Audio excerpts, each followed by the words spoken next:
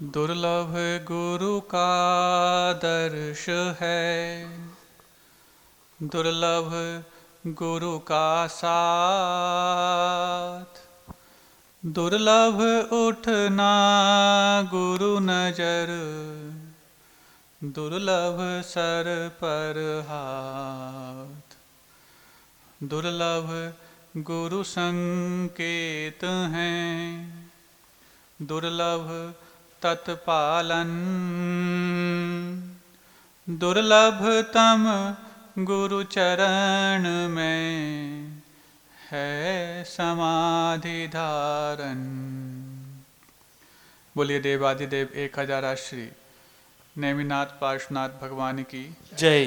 देवाधिदेव 1000 मुनिसुव्रतनाथ भगवान की, परम पूज्य आचार्य परमेष्ठी गुरुदेव श्री विद्यासागर जी महामुनिराज की, 3,9 करोड़ मुनिराजों की जय। बोलो परम पूज्य मुनि श्री 108 सौम्य सागर जी महाराज की, समस्त मुनि संघ की।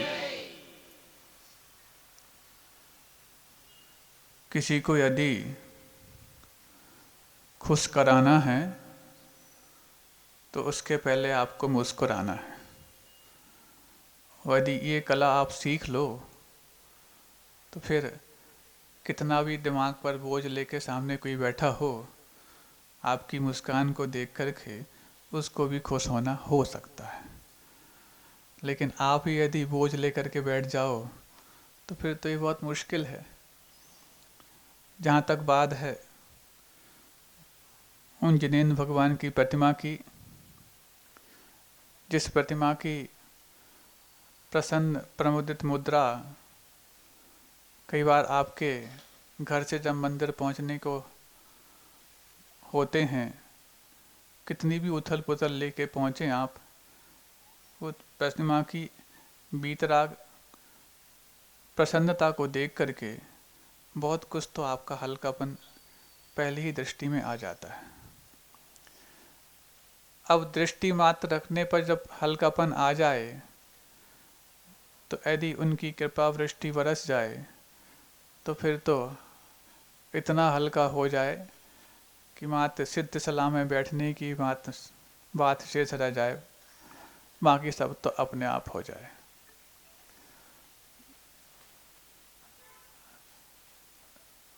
चंद्रगुप्त मौर्य के अथवा भरत चक्रवर्ती के स्वप्न में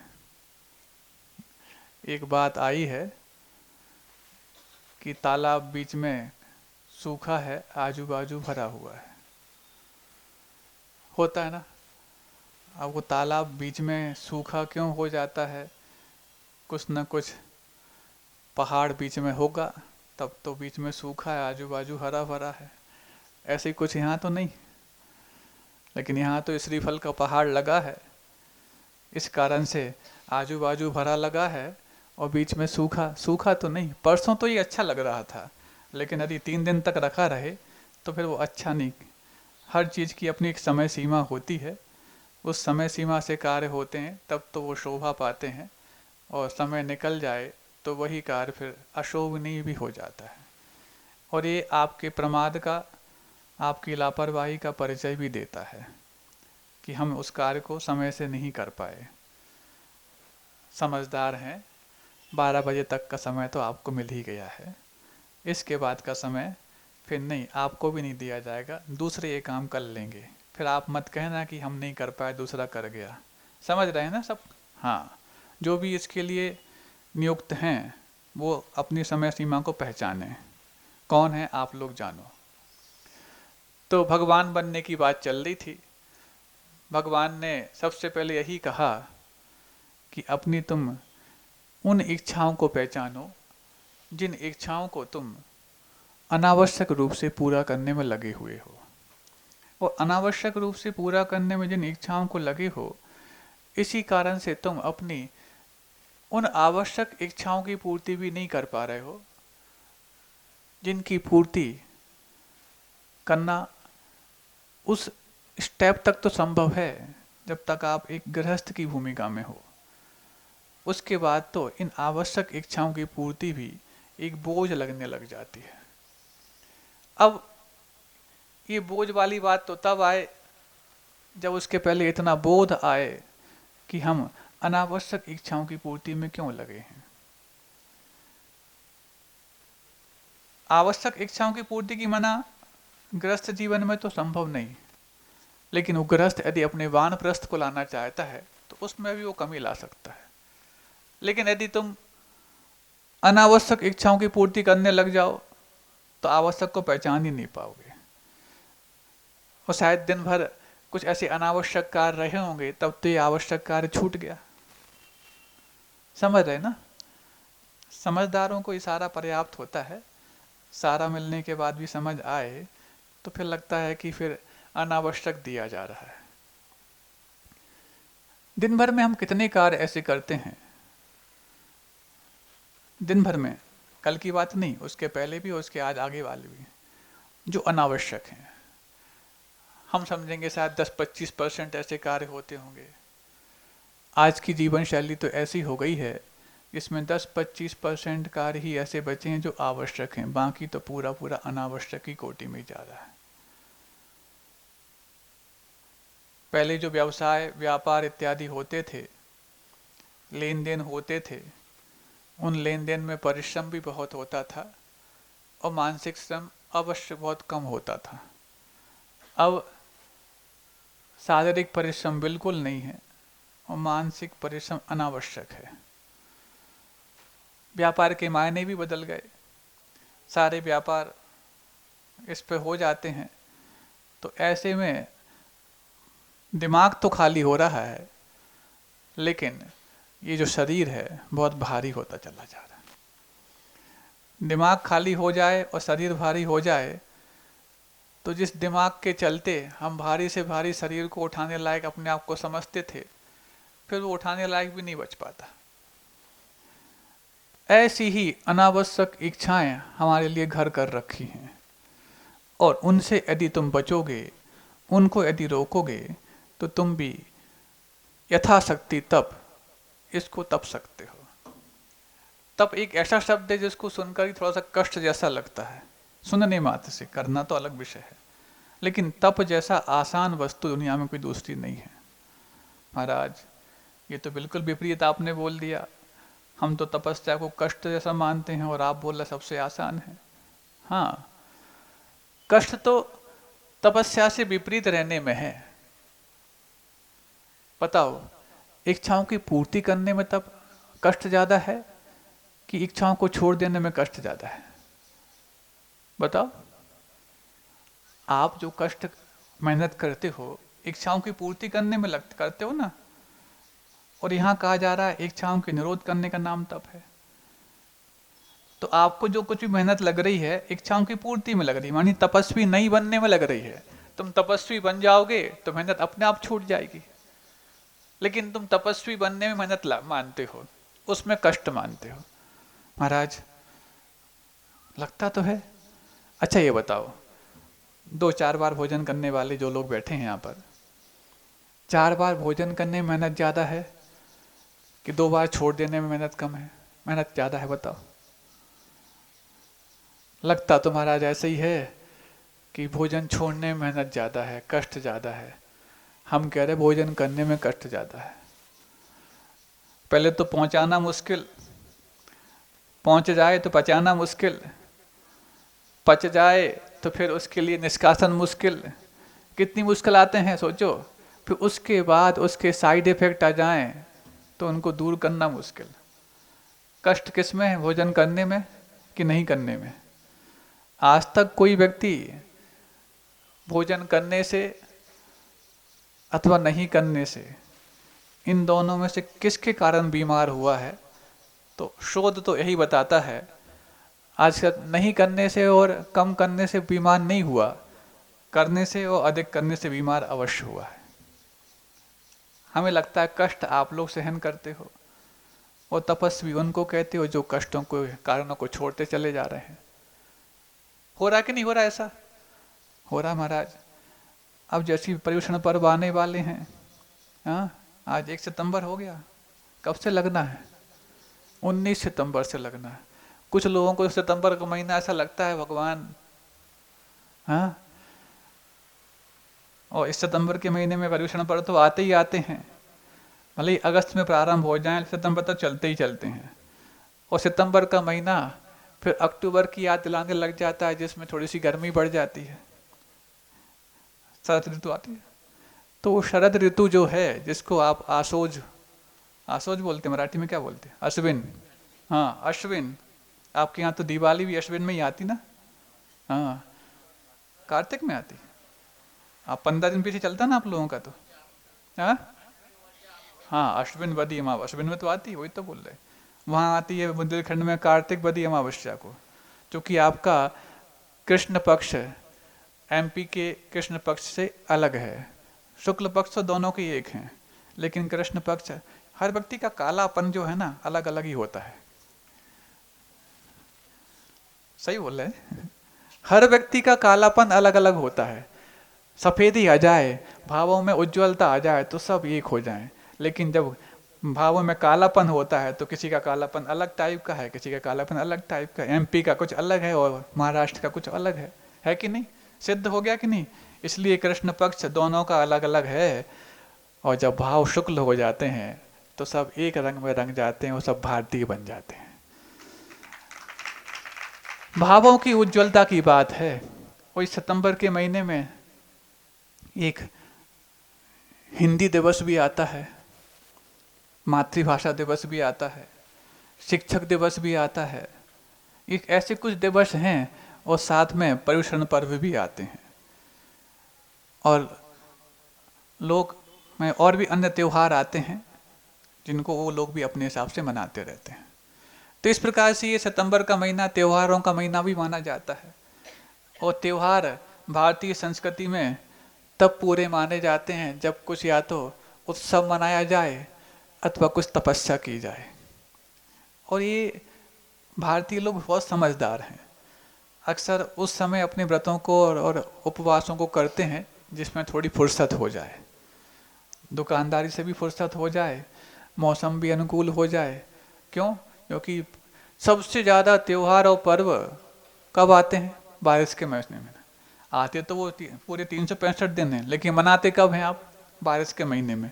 बारिश के महीने में मनाने के पीछे दो उद्देश्य हैं।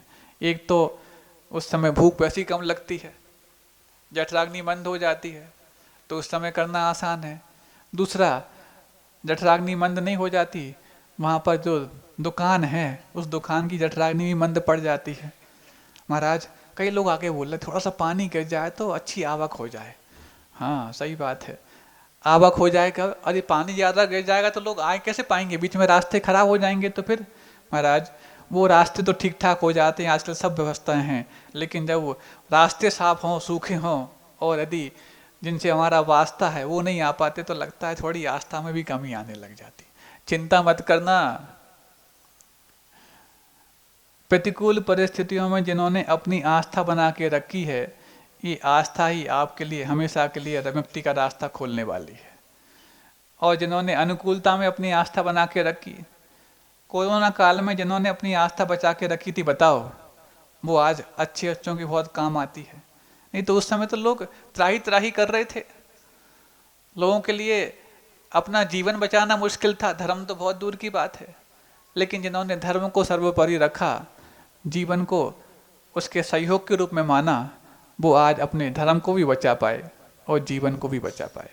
नहीं है तो जो जीवन के पीछे पड़े रहे वो तो ऑक्सीजन के सिलेंडर के साथ ही 9-2-11 हो गए। ऐसा उस समय आपकी आस्था की परीक्षा की घड़ी थी।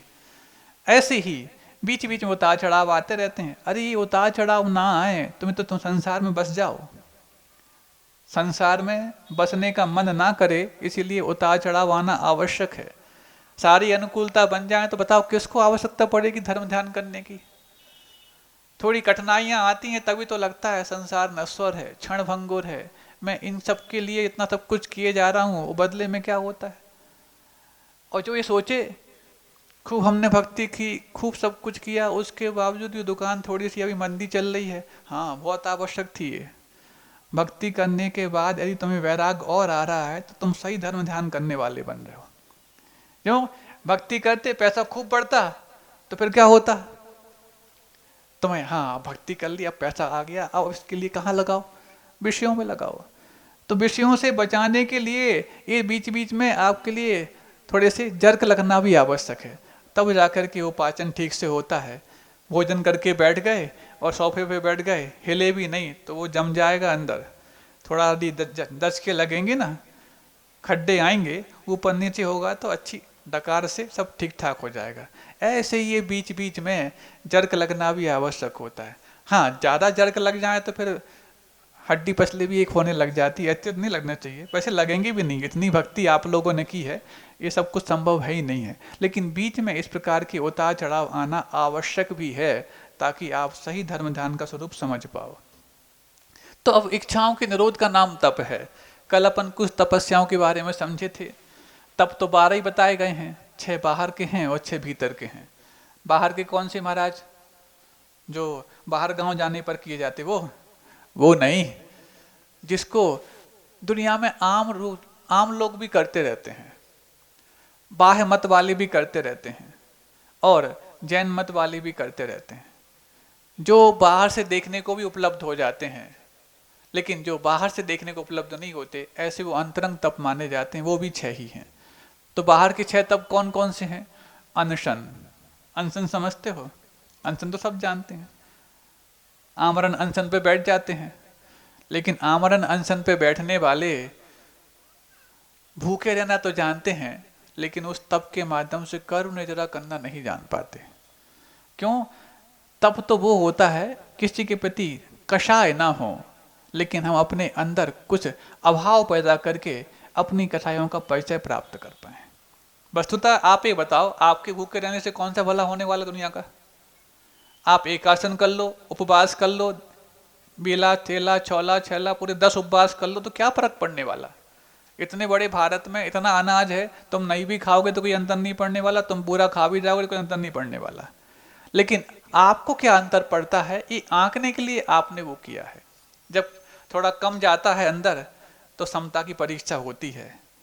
भरे पेट तो सबको समता आती है, हाँ तब ठीक है। कैसा चल रहा है? बहुत अच्छा, हाँ चांगला चांगला है, ऐसा कहना है। तब कब आता है? हाँ, जब पेट भरा हो, हवा अच्छी चल रही हो, थोड़ा सा विश्राम भी कर लिया हो, और भोजन करने के बाद आधा 1 घंटे की नींद लेने के बाद उठे हो, कोई पूछे कैसा लग रहा है? चांगला है। होता कि नहीं होता? तब चांगला सबको याद आता है। लेकिन जब गादी पर लेटने के बाद भी नींद नहीं आ रही हो और पेट में चूहे उछल कूद कर रहे हो, तब पूछो कैसा लग रहा है? नींद नहीं आ रही। क्यों? गादी नहीं है? गादी तो है। तो फिर क्या नहीं है? पंखा नहीं है? पंखा भी चल रहा है, सब कुछ है। क्या हो रहा फिर? पता नहीं, नींद नहीं आ रही है, पित्त उछल रहा है। अरे तो पहले कोई उछल रहा था, उसने उछल कूद चालू कर दिए, तो कुछ आपके अंदर की उछल कूद चालू हो गई है। महाराज, दिन तो निकल जाता है उपवास में, रात बहुत मुश्किल हो जाती है, ऐसे कई लोग बोलते हैं। किनको निकल जाता है दिन और रात मुश्किल हो जाती है?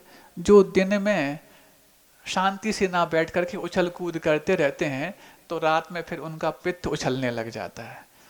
और अक्सर देखा, जिस दिन उपवास करते हैं उसी दिन सारे काम और जो घर गृहस्थी के बचे रहते हैं ना, वो करने बैठ जाते हैं।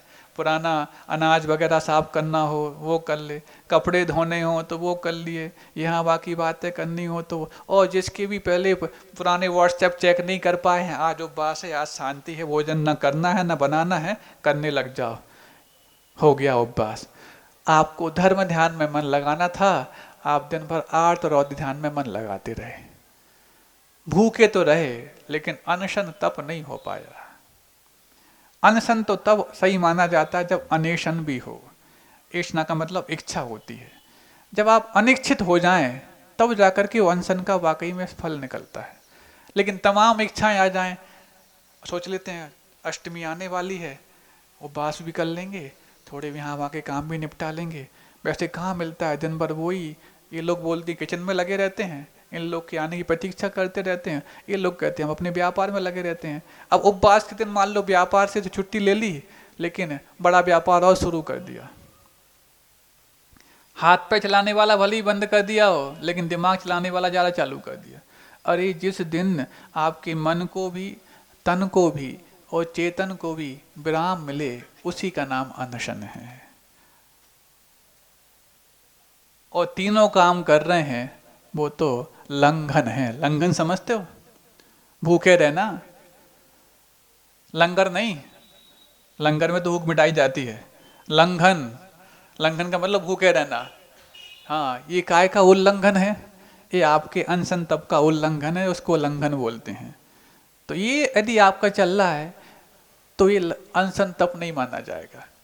अब कुछ लोग ऐसे भी होते हैं, यात्रा पे जा रहे हैं, शुद्ध भोजन करने का नियम है। अब यात्रा पे गए तो शुद्ध भोजन नहीं मिल पाया। उनने उम्मीद की थी 12 बजे तक पहुंच जाएंगे दोपहर को, फिर उसके बाद कर लेंगे भोजन। ट्रेन लेट हो गई, इतनी लेट हो गई, 6 घंटे लेट हो गई। 6 घंटे लेट हुई, परभणी तक आते आते 6 बज गए। फिर उसके बाद जिंतूर आना है, 1 घंटा तो वहां से और लगेगा। 7 बज गए, रात हो गई। रात में तो करेंगे नहीं। हो गया अनशन, हो गया, कुछ नहीं हुआ, लंघन हुआ। दिन भर भूखे रहे तो भी अनशन नहीं हुआ। और यदि संकल्प लेके आते, कोई बात नहीं, हमारा उपवास करने की कई बार प्रैक्टिस है, जा ही रहे हैं तो विकल्प क्यों करना? या तो फिर भोजन कर लो रास्ते में, नहीं करना है तो विकल्प भी नहीं करो।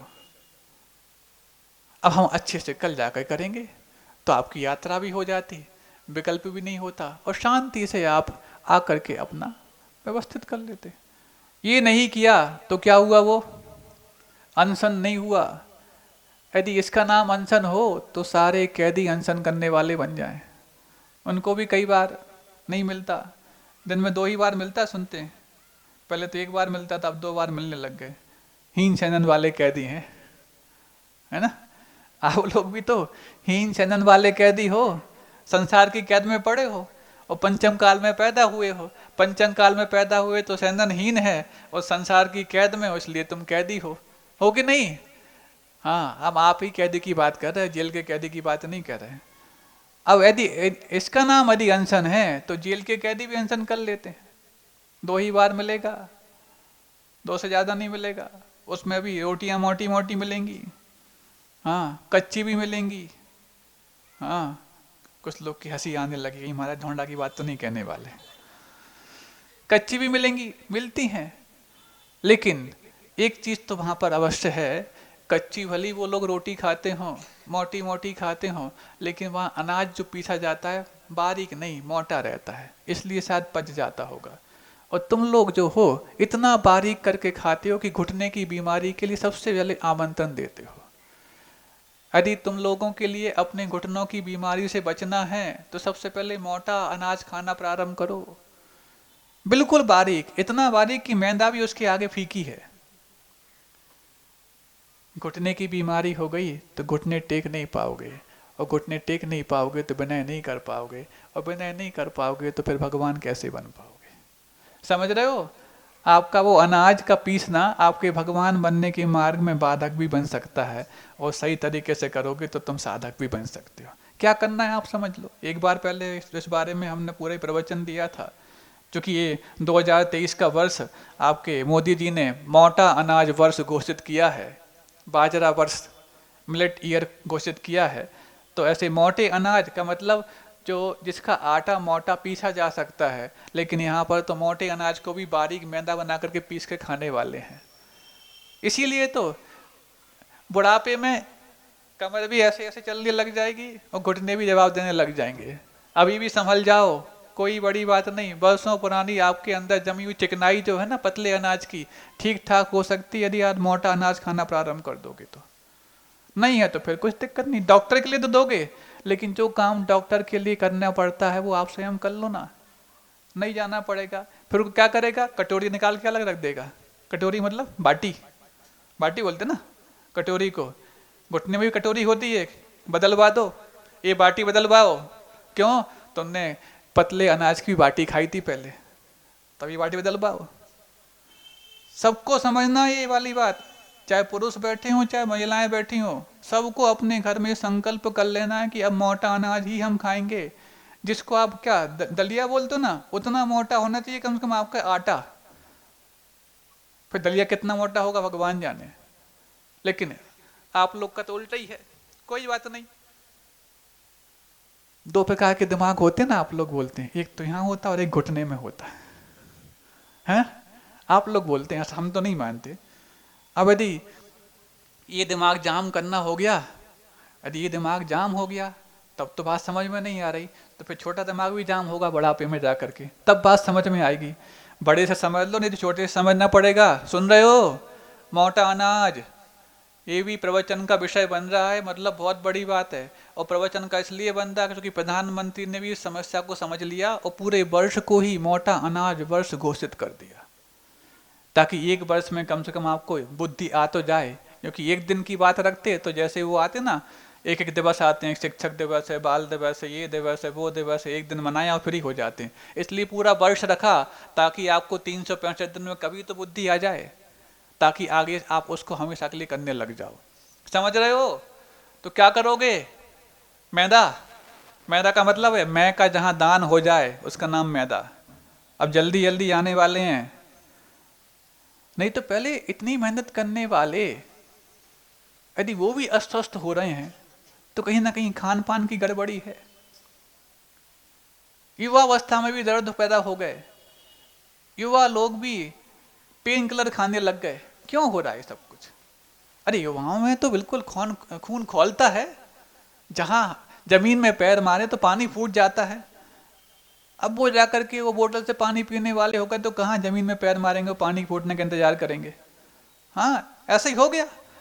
क्यों? दिमाग जाम हो गया, दिमाग भी जाम होगा और ये बारीक आटा खाने वालों के लिए कफ भी विकृत होता है, वात भी विकृत होता है, मन भी विकृत होता है, विचार भी विकृत होते हैं और बाद में जाके पूरा शरीर विकृत हो जाता है। बार बार मैं बोल रहा हूं, अभी भी समझ आप लोग। कुछ ही घरों में हमने देखे हैं जहां पर थोड़ी सी इस बात में विवेक पैदा हुआ है, बाकी सब तो एक जैसे हैं। आज ही हमारा जो अब बचा है उसको पूरा कर लें। अरे हो सकता है जो बचा है उसी तुम पूरे होने वाले हो, उसको अलग कर देना। लेकिन अब से हम अपने घर में बारीक आटा, मैदा वाला आटा उपयोग नहीं करेंगे, संकल्प कर लेना। यदि आपको अपने परिवार से थोड़ा सा भी हितैषीपना है, उनके प्रति आत्मीयता है, तो नहीं है गैर है, शत्रु मानते अपने परिवार के लोगों को, तो बिल्कुल पतला खाओ, खूब खाओ अच्छे से। हाँ, महाराज शत्रु मित्र में समता रखते हैं, इसलिए हम बारीक आटा खाते हैं। घर के लोग शत्रु भी मान लेते हैं, हम मित्र भी मान लेते हैं। मित्र इसलिए कि वो कमा के लाते हैं और शत्रु इसलिए कि हम उनको बारीक आटा खिलाते हैं। ऐसा मान लें। इसका नाम तप नहीं, इच्छा निरोधस तपः। आप जो बारीक आटा मालूम क्यों पीसते हो, हम बता दें इसके पीछे मनोविज्ञान क्या है। अच्छा लगता नहीं है, अच्छा दिखता है। इसलिए शरीर के लिए भोजन देते हो ना, शरीर देखता नहीं है, शरीर को लगना चाहिए। वो लगेगा तब जब उसके साथ उसके रेशे साथ में आए, उसका मोटा दरदरापन साथ में आए, तब जाकर के शरीर उसको ग्रहण करता है। नहीं है तो बारीक चीज को तो जैसे आप इग्नोर करते हो ना, बारीक चीज सामने पड़ी हो तो आपकी आंखों में आती है क्या? दिखती ही नहीं है। ऐसी बारीक चीज तुम अंदर भेजोगे तो लगती नहीं है, वो शरीर भी उसको इग्नोर कर देता है। जैसी आपकी आंखें उन बारीक चीज को इग्नोर करती हैं, ऐसी शरीर भी उस बारीक अनाज के आटे को इग्नोर कर देता है, उसको लेते ग्रहण नहीं करता। अब इग्नोर करेगा तो क्या करेगा? उसके पास बाहर होने की क्षमता नहीं है और शरीर उसको एक्सेप्ट नहीं कर रहा है, तो क्या करेगा? पड़ा रहेगा, सड़ जाएगा, फिर एसिड बनाएगा। हाँ, एसिड बनाएगा, फिर एसिड बनाएगा तो फिर बीमारियां तमाम तरह की लेकर आएगा। फिर आप उसमें ठंडा और डाल दोगे। आज बहुत गर्मी लग रही है, आज ये पी लो, ये कर लो, जूस पी लो, नारियल पानी पी लो, ये कर लो, वो कर लो। वो कच्चा अनाज, बारीक अनाज अंदर पड़ा था, उसमें ठंडा और डाल दिया, अब हो गया, स्टोक्स के लिए तैयार हो गया। वो स्टोक्स समझते हो? कौन से स्टोक्स होते हैं? Heart Stokes. यही तो जाकर के वो नलियों में जम जाता है, फिर 1 नली, 2 नली, 3 नली चौक हो गई। महाराज 90% चौक थी, हम स्टंट डलवा के आ गए। अरे तुमने पूरे जीवन भर स्टंट खेला है, अपने शरीर से खिलवाड़ किया, इसलिए तो स्टंट डल गया तुम्हारे। बारीक अनाज खा रहे हो, बारीक आटा खा रहे हो, इसलिए स्टंट के लायक बना रहे हो। और एक बार किसी व्यक्ति को स्टंट डल जाए, अब वो नाप तोल के खाना शुरू कर देता है। डॉक्टर ने बोला है इतने ग्राम ये खाना, इतने ग्राम ये खाना, इतने ग्राम ये खाना। अरे पूरे दिमाग को खा चुके हो तुम, अब ग्राम ग्राम ना करने लग गए। क्यों ऐसा करना चाहते हो? अपने आप से तो भला करने की उम्मीद नहीं है आपकी, दूसरों से भला क्या करोगे जब तुम खुद का ही भला छोड़ दिए हो? समझ में आ रही है? तो क्या करोगे आज के बाद?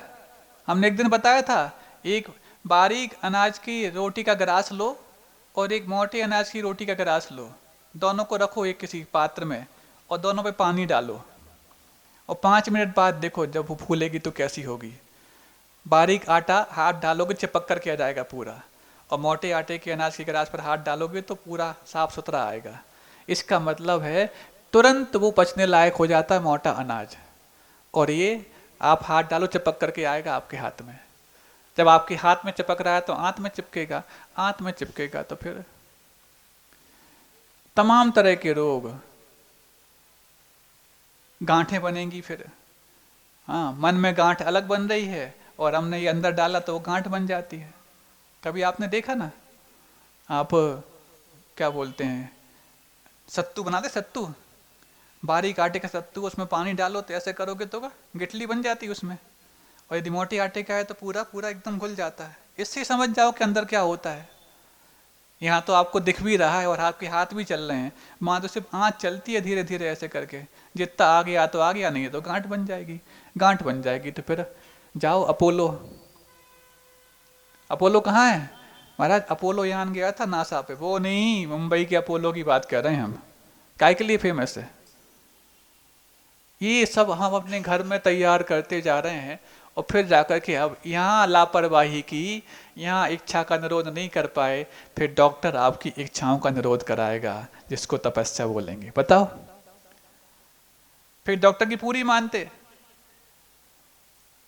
कई लोग हैं अभी उनसे यदि देखा जाए कि वो तंबाकू खा रहे हैं, मान लो, नहीं महाराज तंबाकू छोड़ दिया, क्यों क्या हुआ? नहीं, कीमो करा के आए। कीमो कराने के बाद तुम तंबाकू छोड़ पाए? हाँ महाराज पहले नहीं छोड़ पाए थे। पहले क्यों नहीं छोड़ पाए थे? महाराज पहले कामों में लगे थे, अब कीमो में लग गए हैं। इतने कामों में लगे थे कि तंबाकू के कारण थोड़ा सा टेंशन कम होता था। एक नए टेंशन को जोड़ करके तुम टेंशन कम करने की उम्मीद करते हो, फिर एक ऐसा टेंशन आएगा जो जीवन भर आपको टेंस करेगा। नहीं आती समझ में? डॉक्टर की बात तो पूरी समझ में आ जाती है। क्यों? डॉक्टर बात समझाता है पैसा लेकर के, और यहाँ समझाई जाती है बिना पैसे की। हाँ, तो तुम्हारे पास ज्यादा ही पैसा यदि हो गया है तो कोई बात नहीं, पुण्यानुभूति कर दो, फिर समझ लो बात को, समझ तो जाओ कैसे भी करके। नहीं है तो बिना पुण्यानुभूति के समझ लो। महाराज पुण्यानुभूति की बात रोज रोज क्यों लाते? आपका यदि पूरा हो गया तो कोई बात नहीं, नहीं है तो रोज रोज दिमाग में लाओ। जब रोज कमाने की बात आपके दिमाग में आती है तो रोज दान की बात भी तो आपके दिमाग में आनी चाहिए, ताकि बैलेंस बना रहे। जब रोज खाने की बात आती है तो रोज निष्कासन की बात नहीं करते क्या? तो ऐसे कमाने के साथ दान की बात होनी चाहिए, तब तो जाकर के बैलेंस बन पाएगा, नहीं है तो क्या? तो ये अनशन की बात चल रही थी, बीच में बात आ गई इसलिए कह दी हमने। तो ये अनशन हो गया। अनशन का मतलब यदि इच्छाओं की कमी पे लाने के कारण हम अपने भोजन को कम कर रहे हैं, तब तो वो अनशन है। और इच्छाएं पूरी बने रहें, जो अरे भोजन से दूर रह रहे हैं, तो भूखा रहना है, अनशन नहीं है। फिर उनोदर, क्या होता है उनोदर? उदर से कम खाना या भूख से कम खाना। महाराज बिल्कुल भूख से कम ही खाते हैं, भूख लगती कहाँ है। हाँ, भूख नहीं लग रही है इसलिए हमने बिना भूख के थोड़ा सा खा लिया तो उधर हो गया, ऐसा नहीं। मान लो आज इतनी सी भूख लगी है कि आप एक ही रोटी खा सकते हो, उतना भी नहीं देना, इसका नाम उनोदर है। नहीं है तो कुछ लोग क्या करते हैं, जब जठराग्नि मंद पड़ जाए, भूख लगना कम हो जाए, आज हम उनोदर कर ले रहे हैं। वैसे उनोदर हो रहा था, तुम क्या कर रहे हो? लेकिन जब भूख खुली हो उसके बाद कम खाने की भावना हो, इसका नाम उनोदर है। भूख पहचानते हो आप लोग अपनी? अच्छे अच्छे लोगों को अपनी भूख पहचानना नहीं आती। भूख वो होती है कुछ भी खाने को मचल जाए और कुछ खाने को ना मिले तो खाली बर्तन भी खाने की लालसा हो जाए। खाली बर्तन महाराज कोई इंसान है क्या? मतलब कहने का अर्थ है, हाँ बहुत ही ज्यादा हो गई वो तो रोग है, वो भूख है, वो तो क्या बोलते हैं उनको, हाँ भस्मक व्याधि। भस्मक व्याधि का नाम भूख नहीं बोल रहे, वो अस्वस्थ भूख है। स्वस्थ भूख का मतलब ये है आप अपनी स्वयं की जठराग्नि को पहचान पाएं। कैसा हो? बिना यदि मिर्च मसाला हो, बिना जवस की चटनी, बिना सींगदाने की चटनी, बिना खोपरे की चटनी के भी आपके अंदर पहुंच सकता हो। होता कि नहीं होता? 4-5 प्रकार की आपके यहाँ रहती हैं, क्या भुरका चटनी बोलते हैं उसको तो इसके बगैर नहीं, शुरुआती उससे चटनी तो बच्चों अंदर, वो ग्रास बाद में जाएगा, पहले उसमें हाँ डालते नहीं डालते। यदि इसके डालने के बाद आपके अंदर भोजन पहुंच रहा है तो भूख नहीं है, ये तो लिप्सा है, गृद्धता है। कुछ भी ना हो, नमक के बगैर भी अंदर खाने की मन बन जाए तब समझना कि भूख लगी है। महाराज नमक नहीं डालते तो बाहर निकलता, वो अंदर बाद में जाता, पहले से ओ होने लग जाता। अच्छा है ओम की आवाज तो आ रही, ओम की नहीं आती महाराज, ओ की आती है। हाँ होता कि नहीं होता? मतलब आप नमक का स्वाद जानते हो, आप भाकरी का तो स्वाद जानते नहीं, पौली पौली हाँ पूली, उसका स्वाद जानते नहीं हो। बिना नमक के नहीं जा रहा तो मतलब नमक का स्वाद जा रहा है आपका। कितने लोगों को आता है गेहूं का स्वाद, ज्वार का स्वाद देखा कभी आपने? उन्हीं लोग को पहचानने में आएगा गेहूं और ज्वार का स्वाद जो नमक का उपयोग नहीं करते हैं। नहीं तो नमक के सहारे आप अंदर भेजते हैं, तो किसी के सहारे यदि अंदर भेजोगे तो किसी के सहारे से वो बाहर निकलेगा। किसके सहारे से निकलेगा महाराज? दवाई डालनी पड़ती तब जाकर के। कौन सी? सफा। कौन सी सफा महाराज? अब सबके सामने नहीं पूछो। तो आपने यदि किसी के सहारे भेजा है तो निकालने के लिए भी कुछ ना कुछ सहारा लेना पड़ेगा। और यदि आपने स्वस्थ होकर के स्वस्थ भूख के तहत भेजा है तो स्वस्थ होकर आपको निकलेगा। यही तो विज्ञान है। तो ऊनोदर का मतलब ये नहीं है कि भूख ना लगे और हम कम खा लें, इसका नाम ऊनोदर है, ऐसा नहीं। अनशन हो गया, ऊनोदर हो गया। फिर वृत्ति परिसंख्यान। वृत्ति परिसंख्यान महाराज ये तो साधु लोग लेते हैं। हाँ वृत्ति का मतलब कोई एक संकल्प लेना। कौन सी वृत्ति? व्यक्ति की भी हो सकती है, वस्तु की भी हो सकती है, स्थान की भी हो सकती है। अक्सर लोगों की धारणा रहती है महाराज लोग किसी के हाथ में कुछ देखें तो लगता है कि आज विधि लेके निकले हैं, नहीं देखें तो कुछ नहीं। अरे ऐसा कहीं लिखा है क्या कि कलश 2 कलश 4 कलश 5 कलश इसका नाम विधि होती है? वृत्ति का मतलब किसी भी संज्ञा को, व्यक्ति वस्तु स्थान के नाम का नाम संज्ञा बोलते ना, noun is the name of person place और थिंग। तो जो संकल्प ले लिया कि आज हम इस स्थान को अथवा इस वस्तु को अथवा इस व्यक्ति को टारगेट कर करके अपना वो होगा तो ठीक है, नहीं है तो कोई बात नहीं, नहीं करेंगे। तो यदि ये भी लिया है तो ये वृत्ति पर संख्यान है। और ये तप है, ये मूल गुण नहीं है, लोगों की धारणा रहती है। और ऐसी धारणा वाले फिर नए नए व्हाट्सएप भी निकाल लेते हैं। व्हाट्सएप वीर बहुत हो गए हैं। महावीर के वंशजों में महावीर कम है, व्हाट्सएप वीर ज्यादा है। समझ रहे हो? महावीर के वंशजों में व्हाट्सएप वीर ज्यादा है, निकालते हैं साधु का तो ऐसा होना चाहिए, साधु का तो ऐसा होना चाहिए, साधु का तो ऐसा होना चाहिए। अरे तुम श्रावक कैसे होना चाहिए एक बात देख लेते। श्रावक के तो दाता के सिर्फ 7 ही गुण हैं, साधु के तो 28 हैं। तुमसे 4 गुण हैं साधु के, तुम उनको तो देख रहे हो, और जो तुम्हारे पास 4 गुण कम है उनमें से एक भी नहीं पल रहा है। कितने लोगों को मालूम है दाता के 7 गुण? नाम भी नहीं मालूम होंगे। और साधु के पूरे 28 मूल गुणों की तुम व्याख्या कर देते हो, पीएचडी करना चाहते हो। इसका नाम श्रावकत्व है। और यदि तुम्हारे लिए कोई चीज दिखती है तो वहां तक जाकर के चुपचाप कहो। तुमने व्हाट्सएप पे कर दिया तो कौन सी बड़ी बात कर दी? बहुत बड़े वीर हैं, इनके बगैर इनकी वीरता समझ में ही नहीं आती। और वो कुछ ना कुछ ऐसा ही देखने आते हैं। यहाँ तो नहीं आते हैं, सब अच्छे लोग हैं, लेकिन दुनिया में चलता रहता है। लोग आके कई बार बोलते हैं हमने को बोलो भी नहीं, सुनना भी नहीं, ऐसे लोगों की बातें हमारे लिए। देखना तो बहुत दूर की बात है। तुम्हारी चीजों को देखने का मतलब है तुम्हारी प्रसिद्धि को और बढ़ाना, तुम्हारी बात को तवज्जो देना। तुम्हारी बात को ना सुनना है, ना देखना है, ना बोलना है, ना कुछ करना है। तब जाकर तुम्हारी अकल ठिकाने आई कि तुम्हें तवज्जो देने वाला दुनिया में कोई नहीं है। क्यों? जिन्होंने वीर भगवान की बात को तवज्जो नहीं दी, ऐसे व्यक्तियों को वीर वीर के उपासक तवज्जो कैसे देंगे? तो बस उनका यही काम रहता है। क्या? साधु को तो विधि लेके निकलना चाहिए, साधु को तो आंकड़ी लेके निकलना चाहिए, साधु को तो ये आंकड़ी, तुम्हारे पास कौन सा आंकड़ा है बता है? इसलिए बता रहे हैं वृत्ति परिसंख्यान एक तप है, और तप उत्तर गुणों में आता है, मूल गुणों में नहीं आता। मूल गुण तो सिर्फ 28 होते हैं, 5 महाव्रत, 5 समिति, 5 इंद्रिय विजय, 6 आवश्यक और 7 शेष मूल गुण। इनमें से कौन से और बताओ? कहाँ आता वृत्ति परिसंख्यान? फिर भी वृत्ति परिसंख्यान प्रतिदिन हो ही जाता है, क्योंकि किसी व्यक्ति को, किसी वस्तु को, किसी स्थान विशेष को लक्ष्य बनाकर के यदि जादू जा रहे हैं, ये तो वृत्ति परिसंख्यान है। उसका नाम है कि 4 चक्कर लगाएं यहां से वहां, वो घूमें और यहां करें वो करें, इसका नाम वृत्ति परिसंख्यान है क्या? और इसको तुम तपस्या मानते हो तो रखे रहो तपस्या। तो ये तप है, कर्म निर्जरातम तप्यते इति तपः। जो कर्म की निर्जरा करने के लिए तपे जाते हैं उसका नाम तप है। प्रसिद्धि के लिए जो किया जाता वो तप नहीं। क्या है? यहां से हम बोलना भी नहीं चाहते, नहीं तो बुरा लग जाएगा। उन व्हाट्सएप वीरों को एक बार मैटर मिल जाएगा।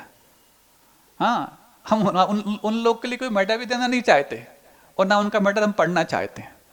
समझ रहे हो ना? तो ऐसे बहुत सारे व्हाट्सएप वीर रहते हैं दुनिया में। उनको यदि आप ऐसी चीजों को ना आपको आगे सेंड करना है, ना फॉरवर्ड करना है, ना रिसीव करना है, और यदि कर रहे हो तो तुम भी उतना ही दोष लगा रहे हो जितना कि वो लगा रहे हैं। यहाँ के वाले नहीं करते, बाहर चलता उनके, हम बताना चाह रहे हैं। लेकिन आप लोगों के यदि हो सकता है संस्कार आ जाए उनके, तो इससे बचना। बाहरी हवा बहुत जल्दी प्रभावित करती है। समझते हो बाहरी हवा कौन सी होती है? ऊपरी हवा, बाहरी हवा, काली नजर होती कि नहीं होती? हाँ, कब घुस जाए पता नहीं लगता। इससे बचना और निश्चय का प्रयोग करना। ऐसे लोग जैसे ही मिल जाए ना, निश्चय तुम्हारे यदि मोबाइल पे तो दिख जाए ऐसे निश्चय अलग करो इसको, तब इनको समझ में आएगा कि हम कहाँ कहाँ पड़े हैं। अरे तुम्हें ये मनुष्य कुल मिला, जैन कुल मिला, सच्चे देव गुरु शास्त्र का वातावरण मिला, उत्तम देश मिल गया, ऐसे में तुम अपने कल्याण को तो छोड़ करके दूसरों के पीछे पड़ गए। उनका, जिनके तुम पीछे पड़े, उनका तो कुछ बुरा भला होना नहीं है, तुमने खुद का तो पूरा बुरा कर लिया। अब तुम्हें यह सब कुल मिलने वाला ही नहीं है। समझ जाओ अभी भी, उन लोगों को समझ में आनी चाहिए। हालांकि यहाँ ऐसा कोई नहीं है और यहाँ ऐसा कोई ऐसी मैटर भी नहीं है, लेकिन बाहर के लोगों के बारे में, बाहर के लोग जो इस प्रकार से प्रचार प्रसार करते हैं, उनका प्रचार प्रसार आप लोग अपने माध्यम से मत करना, ना फॉरवर्ड करना, ना रिसीव करना, कोई उनका बेटे स्वीकार नहीं करना। तो वृत्ति परिसंख्यान समझ में आ गया ना? ये भी वृत्ति परिसंख्यान आप लोग ले लो कि ऐसे लोगों को कभी हम तवज्जो देंगे ही नहीं, किसी भी रूप में नहीं देंगे। ना उनका जवाब देंगे, ना उनका रिसीव करेंगे। जवाब देना भी ये माना जाता है कि आपने उनकी चीज को एक्सेप्ट कर लिया है। हम क्यों जवाब दें? आप जवाब देने लायक ही नहीं हो। अब इसके बाद वृत्ति परिसंख्यान के बाद रस परित्याग। हाँ, रस कितने होते हैं? 6 रस होते हैं महाराज। एक रस और होता है जिसको दूसरों की आलोचना में रस आता है। इस रस का भी परित्याग होना चाहिए। इस रस परित्याग को जो कर लेता है वो 6 रस खाता भी है तो भी अच्छा है, और जो 6 रस छोड़ने के बाद भी दूसरों की निंदा आलोचना में रस लेता रहता है, वो तो रस भोजी है, रस परित्यागी नहीं है। आता कि नहीं रस? महाराज बहुत आता है। रविवार को नमक ना मिले लेकिन दूसरों की यदि कुछ बात सुनने को मिल जाए तो फिर तो हम बिना नमक के भी खा लेते हैं और पार्षनाथ भगवान की जय बोल देते हैं, है ना? क्यों? उनने भी उपसर्ग सहा था और हमारे माध्यम से दूसरा भी उपसर्ग सहेगा, क्योंकि उसकी बुराई हम कर रहे हैं। होता कि नहीं होता? महाराज बहुत होता है। अब कैसे बचें रविवार के दिन? नहीं तो अंदर कैसे जाएगा बिना नमक का? अरे बिना लोन का खाने वालों, तुम अनावश्यक दूसरे के कर्मों का लोन तो मत लो। कोई व्यक्ति गलत है, वो अपने कर्मों को स्वयं भोगेगा। तुम क्यों थानेदार और ठेकेदार बन रहे हो? तुमने ऐसा कौन सा थाना ले लिया? तुम्हारे पास है कौन सी कैद खाना जो उसको तुम बंद कर पाओगे? उसका घड़ा फूटेगा, अपने आप सबके सामने आएगा। तुम अपना घड़ा क्यों भर रहे हो उसको देख करके? करने वाले के दोष कहने वाले में बहुत जल्दी आ जाते हैं। एक बार और कहा था हमने, फिर से कहें, करने वाले के दोष कहने वाले में बहुत जल्दी आ जाते हैं। जो दोष कर रहा है वो तो पापी है ही, अपराधी है ही, लेकिन तुम भी कोई ज्यादा दूध के धुले नहीं हो, तुम उसके दोष कहने लग गए हो। तो इस रस का भी परित्याग होना चाहिए। वैसे रस तो वो ही होते हैं, खट्टा, मीठा, चरपरा, कसायला और कड़वा, ये 5 होते हैं। आप लोगों ने 6 बना लिए। कौन से? दूध, दही, घी, नमक, तेल और शक्कर, ये बना लिए ना आपने 6। फिर 7वां जोड़ देते हैं हरि को। 5 भी हो गए, 6 भी हो गए और 7 भी हो गए। कोई बात नहीं, इनके त्याग करने के पीछे उद्देश्य यही रहता है कि हमारी इनके प्रति गिद्धता कितनी है, आसक्ति कितनी है, और आसक्ति का मतलब ही है हमारे अंदर कषाय कितनी है। इन कषायों का परिचय प्राप्त करने के लिए हमने कोई चीज अपने अंदर से अभाव के रूप में पैदा की है। नहीं तो सद्भाव में तो सब कुछ अच्छा लगता है, अभाव होता है तब खटकता है कि हाँ कितने अंदर इनके कसाय के बारूद गोले हैं। हाँ, भले आदमी भी जब भला भोजन नहीं मिलता तो भोला बन जाता है। भोला बने तो फिर भी ठीक है, भाला बन जाता है। भोले भाले समझते हो? भोले कम भाले ज्यादा होते हैं। वो भाले तो जब भला भोजन ना मिले तब वो भोला व्यक्ति भी भाला बन जाता है। इसीलिए इन कषायों की परीक्षा इन तपों के माध्यम से की जाती है। कौन हो गया? अनशन, ऊनोदर, वृत्ति परिसंख्यान, रस परित्याग, विविक्त शय्यासन। विविक्त मतलब एकांत, एकांत में ही उठना, बैठना, सोना इत्यादि। महाराज सब एकांत में तो उठते बैठते हैं। आज के समय में तो वो आ गया, एकांत ही चाहिए होता है। मतलब विविक्त शय्यासन तपने वाले आज बहुत पैदा हो गए। पहले एकांत नहीं, एकांत हो जाता था तो बोर होते थे, आज एकांत नहीं मिलता तो बोर होते हैं। क्योंकि जब एकांत मिलेगा तभी तो अपना वो चैटिंग करेंगे। चैटिंग, डेटिंग, सेटिंग, पता नहीं क्या क्या होता है, आप ही लोग जानो। करते कि नहीं करते? इसका नाम विविक्त शय्यासन नहीं। आप तो पूरी दुनिया से जुड़े हो। नहीं, दुनिया से कट जाओ, भले अपने घर में बैठे हो तो भी विविक्त शय्यासन कर सकते हो। एक बार गुरुदेव के समय की बात है, मतलब हम जब गुरुदेव के पास थे उस समय की बात है। पास तो अभी भी हैं, लेकिन प्रत्यक्ष में चरणों के निकट जब थे तो उस समय कोई व्यक्ति ने कहा, महाराज हम पूरे 6 तपों के माध्यम से कुछ व्रत लेना चाहते हैं। कभी हम अनशन भी करेंगे, कभी हम ऊनोदर भी करेंगे, कभी आदि आदि 6 तप जो होते करेंगे, लेकिन विविक्त शय्यासन का समझ में नहीं आता। अब समूह में रहते हैं तो वहाँ एकांत कहाँ से ढूंढें? सुन रहे हो? आप लोग कोई प्रश्न हो सकता है, घर छोड़ के चले जाएं तब विविक्त शय्यासन माना जाएगा क्या? अब मान लो घर है तो अलग कमरे में बैठ जाएं तब, कमरा मान लो नहीं है, 1-2 ही कमरे का घर है, उसी में सब लोग रहते हैं, कुछ नहीं करना है तुम्हें विविक्त शय्यासन? जी करना है। तो गुरु जी कहते हैं कोई बात नहीं, घर में सब लोग हैं, होने दो, उस कमरे में सब लोग हैं, होने दो, तुम दीवार की तरफ मुख करके बैठ जाओ। दीवार की तरफ मुख करके बैठ जाओ। लेकिन दीवार की तरफ का मतलब है ऐसा नहीं कि दीवार उतनी दूर है तुम यहाँ बैठ गए दीवार की तरफ मुख करके, लोग आना जाना कर रहे हैं, नहीं। दीवार जहाँ है उस तरफ पास में बैठो, उस तरफ मुख करके बैठ जाओ। यही तुम्हारा विविक्त शय्यासन, यही एकांत माना जाएगा। आपके अंदर भीड़ ना समा पाए, इसका नाम एकांत है। और अकेले में बैठे हो, पूरी भीड़ अपने लेके बैठे हो, इसका नाम विविक्त शय्यासन नहीं है। सुन रहे हो? किसी के लिए भीड़ में भी एकांत हो सकता है और किसी के लिए एकांत भी भीड़ बन सकता है, लेकिन एकांत ढूंढना और भावों से ढूंढना, इसका नाम विविक्त शय्यासन है। और अंतिम कौन सा है? काय क्लेश, काय को थोड़ा सा कष्ट देना। महाराज सुनते हैं कष्ट देने वाली तपस्या तो व्यर्थ मानी जाती है ना?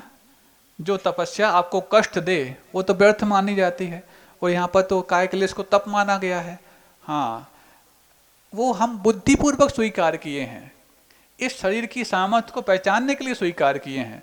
तो जब हम कुछ परीक्षा ले रहे होते हैं किसी व्यक्ति की, तो या अपना खुद की ले रहे होते हैं, तो उस समय वो कष्ट नहीं लगता, बल्कि हमारी सामर्थ्य को पहचानना लगता है। और परवश होकर करते हैं तो वो कष्ट लगता है। परवश होकर प्रवचन सुनने बैठे होंगे तो 10 बार आसन बदल लिए होंगे, और 100 वर्ष होकर बैठे होंगे तो जब तक यदि हम प्रवचन सुन रहे हैं एक आसन में बैठेंगे। ये भी काय क्लेश हो सकता है। और अपनी सामर्थ्य को पहचान रहे होते हैं। महाराज फिर अकड़ जाते हैं पैर, शून्य हो जाते हैं। हाँ तो शून्य होने तो है, शून्य शून्य नहीं होना, होना है महाराज, लेकिन शून्य सब होते हैं जब हम ध्यान में पहुंच जाते हैं। और फिर जब ध्यान है, इसका नाम शून्य नहीं है, इसका नाम काय क्लेश नहीं है। संक्लेश होने का नाम भी काय क्लेश नहीं, और काय के लिए सारी अनुकूलता प्रदान करने का नाम भी काय क्लेश नहीं। धीरे धीरे उसके लिए प्रतिकूलताओं में भी कष्ट सहिष्णु बना देना, इसका नाम काय क्लेश है। तो ये 6 प्रकार के बाह्य तप हो गए। ये इनको बाह्य इसलिए बोला गया, ये अन्य मतों में भी देखने को मिल सकते हैं, बाहर भी दृष्टिगोचर हो सकते, इसलिए ये बाह्य तप हैं। अब 6 है अंतरंग तप। प्रायश्चित है, विनय है, वैयावृत्त है, स्वाध्याय है, व्युत्सर्ग है और ध्यान है। प्रायश्चित का मतलब किसी को अपराधी घोषित करार कर देना, ये नहीं, उसके लिए दोषी करार देना, इसका नाम प्रायश्चित नहीं है, बल्कि उसके चित्त की शुद्धि कर देना। जो उसके दोष को देख करके अपने चित्त को बिगाड़े थे, उन सब के सामने इसके दोष का निराकरण करके सबके मन को निर्मल बना देना, इसका नाम प्रायश्चित है। प्रायश्चित लो तुम, ऐसा नहीं बोला जाता। प्रायश्चित दिया नहीं जाता, प्रायश्चित लिया जाता है। और लिया कब जाता है? जब आपके अंदर से अपने अपराधों के प्रति बोध पैदा हो गया हो और उनको दूर करने की भावना पैदा हो गई हो, तब जाकर के बार बार अपने आप को धिक्कारते हुए, अपने आप को कोसते हुए और गुरुजनों के समक्ष अपनी भावों को रखते हुए कि हमसे ऐसा ऐसा हो गया था, और फिर उन्होंने जो उसके बदले में आपको तरीका बताया है उसको सौभाग्य मान करके स्वीकार करते हुए स्वीकारते हैं, इसका नाम प्रायश्चित शुद्धि मानी जाती है। नहीं है तो कुछ नहीं, सैकड़ों उपवास भी कर लो तो भी आपका प्रायश्चित हो गया और नहीं। और गुरु महाराज ने कह दिया कि सिर्फ एक माला फेर लो, लेकिन आपके अंदर के अपराध बोध को वो समझ गए हैं, उसके तहत एक माला भी दी है तो भी आप शुद्ध हो गए। हम अपने आप कर लेंगे, अपने आप करना नहीं होता। अपने आप तो तुमने अपराध भी नहीं किया था, किसी को लक्ष्य बना के किया था तो नहीं। अब गुरु को लक्ष्य बना करके अपने अपराध की शुद्धि करो, ये प्रायश्चित हुआ। विनय, किसी को सम्मान देने का नाम विनय नहीं, अपने मान को कम करने का नाम विनय है। और अपना मान हम तभी कर पाते हैं जब किसी दूसरे को अपना मान अर्पित करते हैं। जो मान हम खुद चाहते थे वो हम दूसरों को देने का नाम विनय है। इसमें उनका सम्मान हो गया, सम्मान का मतलब समान रूप से मान हो गया। जो हम चाहते थे वो हम दूसरों को दे दिया। ये हम जब भी विनय करने जाते वो अकड़ जाते हैं, तो आपने विनय किसकी करनी चाहिए ये आपने सीखा नहीं। सामान्य विनय तो प्राणी मात्र की, सत्येषु मैत्रीम, सभी के प्रति मित्रता भाव। और ये मित्रता तभी आएगी जब आपके अंदर से अकड़ कम होगी, ये मित्रता भाव। और उसके बाद परोक्ष में विनय किसकी किसकी करें? जो आपके विनय को हजम कर पाए, जो आपके विनय को पाकर के मान बढ़ाए, उसके लिए विनय थोड़ी अलग टाइप की करनी चाहिए। उसका तिरस्कार तो नहीं करना है, लेकिन उसका सत्कार ऐसा नहीं करना ताकि वो मानी बन जाए। समझ रहे हो? ये भी विनय के अंतर्गत आने वाली, क्योंकि तप माना गया है। और विनय को तप इसलिए कहा गया क्योंकि मनुष्य मान का पुतला है, और मान का पुतला मान छोड़ दे बहुत बड़ी तपस्या है। ये पल पल पर अपना मान करता है, कई बार तो विनय करने में भी मान करता है। होता कि नहीं होता? बताएं कैसे? अब उसको क्रिटिसाइज मत मानना, होता है इसलिए हम बता रहे हैं, भले आपका उसमें उद्देश्य हो या ना हो। थोड़ा सा हम नमोस्तु कर रहे हैं महाराज को, फोटो निकाल। नमोस्तु काय के लिए कर रहे हैं? विनय करने के लिए। और फोटो काय के लिए निकाल रहे हैं? क्या करोगे? नहीं महाराज, हमारा उद्देश्य ये है कि हम उनको कहें कि महाराज के पास जा सकते हो, अब महाराज सबको आशीर्वाद दे रहे हैं, ये उद्देश्य। अच्छा, ये उद्देश्य है कि ये उद्देश्य देखो हम करके आ गए दर्शन, तुम तो जा ही नहीं पाए इतनी दूर। हाँ महाराज वैसे ही जिंतूर पहुंच गए, महाराष्ट्र में पहुंच गए। वहाँ के लोग जब आते ना, कितनी दूर आ गए महाराज। हाँ कितनी नहीं, आप लोग कितनी दूर से आए। हाँ 12 घंटे लग गए, हम 12 घंटे में नहीं आ पाए थे। 12 घंटे लग गए महाराज, कितनी दूर आ गए, ऐसा बोलते हैं। और फिर महाराज अब हक बनता, एक तो फोटो लेकर जाएंगे। वाह, अरे वाह, विनय करने आए तुम कि मान बढ़ाने आए। महाराज सुनते हैं आचार्य शांति सागर महाराज ने भी एक बार वहां पर जब वो संसद के सामने पहुंचे तो फोटो निकलवाया था। उनका उद्देश्य क्या था और तुम्हारा उद्देश्य क्या है, समझ तो लो। होता कि नहीं होता। अब देखना, जब वो एक फोटो निकलवाते हैं, नमोस्तु करते वक्त, नमोस्तु किसको करते हैं, हाथ इस तरफ है और चेहरा इस तरफ है, तो हम कहते हैं उससे आशीर्वाद ले लो कैमरे से, क्योंकि आपका मुख तो उस तरफ है। नहीं महाराज आशीर्वाद तो आप दो, हम किसको दें, कैमरे को दें कि तुम्हें दें। महाराज ऐसा दो कि कैमरे में दिख जाए कि आप आशीर्वाद दे रहे हो। वाह, ऐसे भक्तों से दूर रहना, कबाड़ा कर देंगे भक्त ऐसे। हाँ खुद का तो वक्त खराब कर ही रहे और हमारा वक्त भी खराब कर देंगे। दूर रहते हैं भैया, फिर हम चुपचाप बैठ जाते हैं ऐसे नीचे करके, तुम्हें जो करना तो करो। क्योंकि अब इतनी दूर से आया है, 12 घंटे खर्च करके आया है, उम्मीद लेके ये आया होगा कि फोटो निकल जाए कम से कम। और जैसे ही फोटो निकला नहीं, अब वो तुरंत सबसे पहले बाहर जाएगा, उसको वायरल कर देगा। अब उसको चैन मिलती कि हाँ दर्शन पूरा हो गया महाराज। अब दर्शन पूरा होता है उनका, अब संतोष हुआ महाराज। हाँ अब बताओ स्वास्थ्य कैसा है महाराज जी। अब उनकी रामायण शुरू होगी। होता कि नहीं होता। सब लोग ऐसे लग रहा है जैसे आप लोग ऐसे ही करते होगे। आप लोग ऐसा नहीं करना, कहीं बाहर जाओ तो, अभी तो जिंतूर में मिल रहा दर्शन, फिर मान लो बाहर पहुंच जाएं तो वहां भी ऐसा नहीं करना। महाराज उनको दर्शन करा दो। हमने कहा सुनते हैं इन लोगों ने व्यवस्था की है, रोज इनकी लाइव टेलीकास्ट होता है, दर्शन तो होते ही होंगे। वो वाला दर्शन नहीं महाराज। तो कौन सा वाला, लाइव दर्शन। तो लाइव दर्शन का मतलब वो भी वहां पर मोबाइल में ही करेंगे, और अभी भी जो सुन रहे होंगे वो भी मोबाइल में सुन रहे होंगे, देख रहे होंगे, तो उसमें इसमें अंतर है महाराज। वो एक्सक्लूसिव नहीं होता महाराज। ये क्या होता है एक्सक्लूसिव, मतलब पर्सनल हमारे लिए महाराज ने रिस्पॉन्स किया है। तो अभी यदि आप ये मान के सुन रहे हो यहाँ पर और देख रहे हो कि महाराज हमें रिस्पॉन्स नहीं कर रहे, तो आपके लिए वो प्रवचन है ही नहीं है, ऐसा मान लें। जिस व्यक्ति को ये लगता है सिर्फ मेरे लिए ही कहा जा रहा है, वो ही उपदेश का हकदार है। उप का मतलब निकट रूप से जहाँ देशना मिलती उसका नाम उपदेश है, नहीं तो वो परदेश है। परदेश है कि उपदेश है, बताओ। क्या सुन रहे हो आप लोग, उपदेश की परदेश। उपदेश का मतलब आपके लिए, पड़ोसी के लिए नहीं, बाजू में जो बैठा है उसके लिए नहीं, आपके लिए ही कहा जा रहा है सारी बातें। तब जाके उस उपदेश शब्द का अर्थ सार्थक होगा, नहीं तो परदेश हो जाएगा। तो ये क्या हो गया, प्रायश्चित हो गई, विनय हो गई। वैयावृत्त, स्वाध्याय, विसर्ग, ध्यान, इनके बारे में अपन चर्चा और आगे करेंगे, समय पर्याप्त हो गया। अहिंसा परमो धर्म की, बोधि समाधि परिणाम शुद्धि, स्वात्मोपलब्धि शिव शौक सिद्धि, चिंतामणिम चिंतित वस्तु दाने, त्वां वंदमानस्य मम